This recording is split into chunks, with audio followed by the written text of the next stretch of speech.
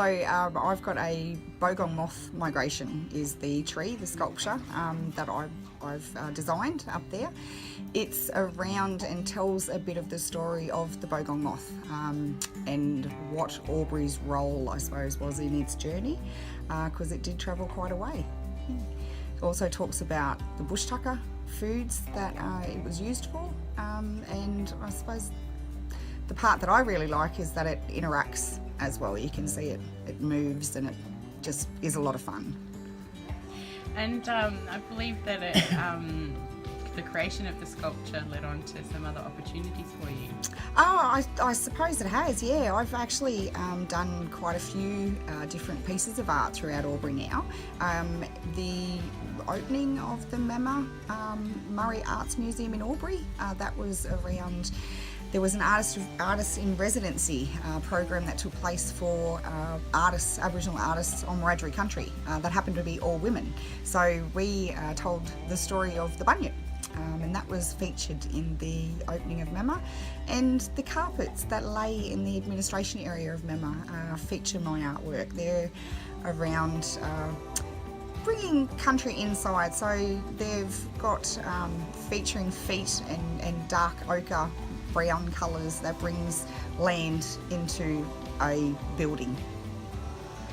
And you met your business partner through creating your artwork as well, in a roundabout kind of way. In a roundabout kind of way, that's right, yeah. So we'd known, I'd known of her and she's known of me, but yeah, since I suppose having her mentor me on that bogong moth tree, we have opened up a business called Gilang Yaldine Galang, and that's around Wiradjuri language and Wiradjuri language education. And what does that mean? That means that we speak Wiradjuri and we try and put that in everyday use and in everyday places and spaces. So we have had a few community courses. I teach in schools and we have worked with the Wagira team, who are the boys that walk along the Yinjamara and take care of the Yinjamara, the sculpture walk. And we also make a product or two products that actually, as I said, bring Wiradjuri language into every day. And I think when we met up with you today, you'd just been at the kindergarten?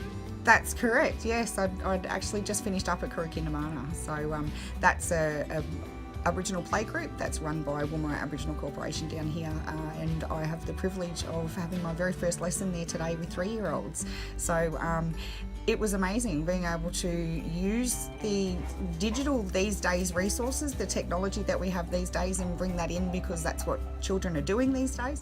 So to be able to use that, but to bring our old ways into that, our old ways of thinking and our traditional ways of being. Yeah. So what will you be teaching at the kindergarten? It's more language, but I suppose with language comes culture too. So majority of the targeted at 3-year-olds, so we're talking about songs, keeping them active, learning language, learning their body parts, their numbers, their kinship, things like that. And I guess that sort of thing wasn't available to you as a child?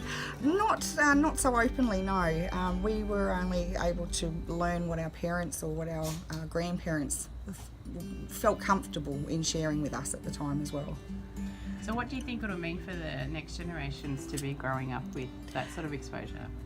They're our future. For me, I think it means that we're growing them up strong in their identity, strong in their culture, strong in who they are and where they belong. I think that just changes things for the future generation.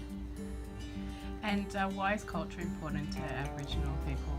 Culture's there. It's within us. It just needs to be harnessed and be practiced. So to do that, it means that we're connecting to land, we're connecting to country, we're connecting to ourselves as individual, but our family and our bigger communities. There's so much more that we could be doing together.